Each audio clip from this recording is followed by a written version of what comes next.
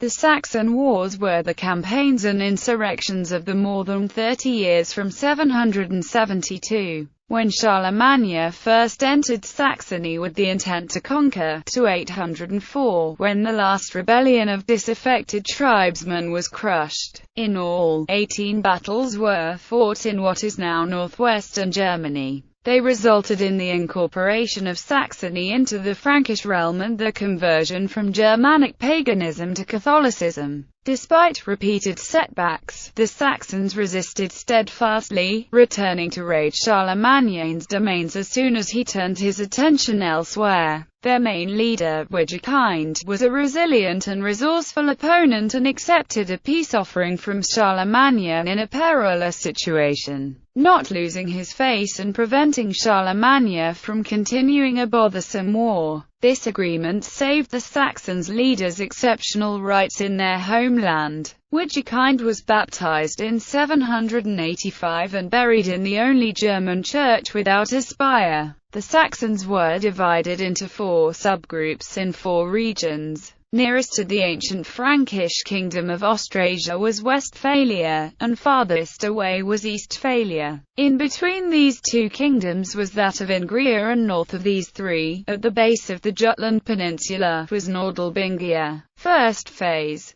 In mid-January 772, the sacking and burning of the Church of Deventer by a Saxon expedition was the casus belli for the first war waged by Charlemagne to the Saxons. It began with a Frankish invasion of Saxon territory and the subjugation of the Ingrians and destruction of their sacred symbol Irminsul near Paderborn in 772 or 773 at Eresburg. Irminsul may have been a hollow tree trunk, presumably representing the pillar supporting the skies, similar to the Nordic tree Yggdrasil and apparently a common belief among the Germanic peoples. Charlemagne's campaign led all the way to the Weser River and destroyed several major Saxon strongholds. After negotiating with some Saxon nobles and obtaining hostages, Charlemagne turned his attention to his war against the Lombards in northern Italy, but Saxon free peasants, led by Widukind,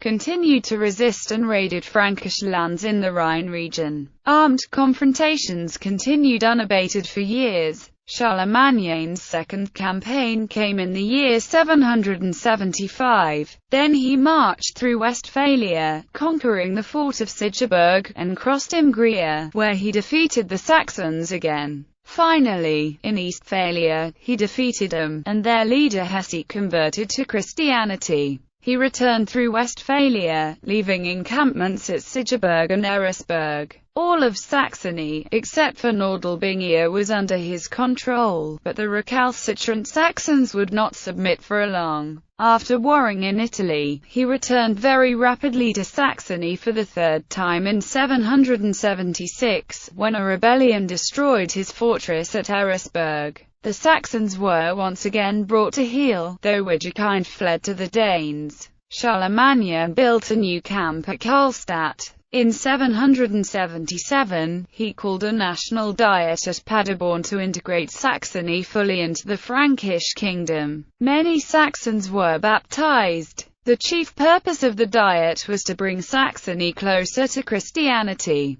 Missionaries, mainly Anglo-Saxons from England, were recruited to carry out this task. Charlemagne issued a number of decrees designed to break Saxon resistance and to inflict capital punishment on anyone observing heathen practices or disrespecting the king's peace. His severe and uncompromising position, which earned him the title Butcher of Saxons, caused his close advisor Alcuin of York, later abbot of St. Martin's Abbey at Tours, to urge leniency, as God's word should be spread not by the sword but by persuasion. But the wars continued. In summer 779, Charlemagne again went into Saxony and conquered Eastphalia, Ingria, and Westphalia. At a diet near Lipsbringer, he divided the land into missionary districts and Frankish countships. He himself assisted in several mass baptisms. He then returned to Italy, and there was no Saxon revolt. From 780 to 782, the land had peace. Middle phase.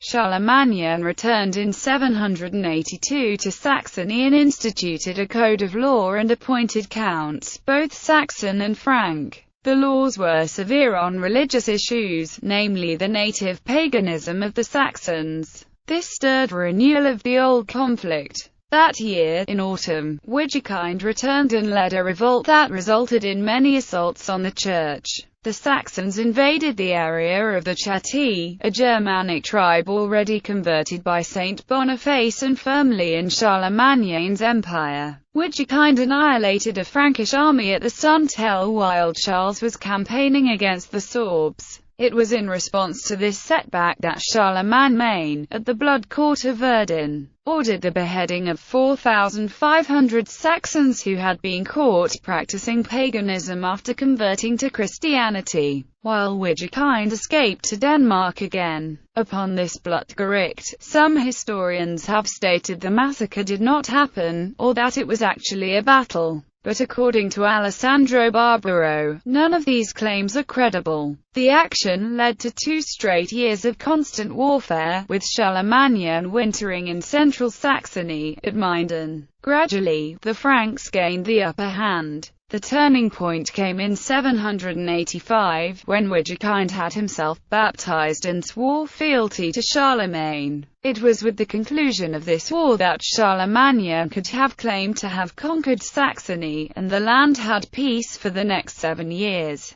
though revolts continued sporadically until 804. Final phase. In 792, the Westphalians rose up against their masters in response to forcible recruitment for wars against the Avars. The Eastphalians and Nordlbingians joined them in 793, but the insurrection did not catch on as previous ones and was completely put down by 794. An Ingrian rebellion followed closely in 796. But Charlemagne's personal presence and the presence of loyal Christian Saxons and Slavs immediately crushed it. The last insurrection of the Ingrian people occurred in 804, more than 30 years after Charlemagne's first campaign against them. This time, the most unruly tribe of them all, the Nordlbingians, found themselves effectively disempowered to rebel. Charlemagne deported 10,000 of them to Neustria and gave their now vacant lands to the loyal king of the Abatrites. It is constructive now to quote Einhard, Charlemagne's biographer, on the closing of such a grand conflict.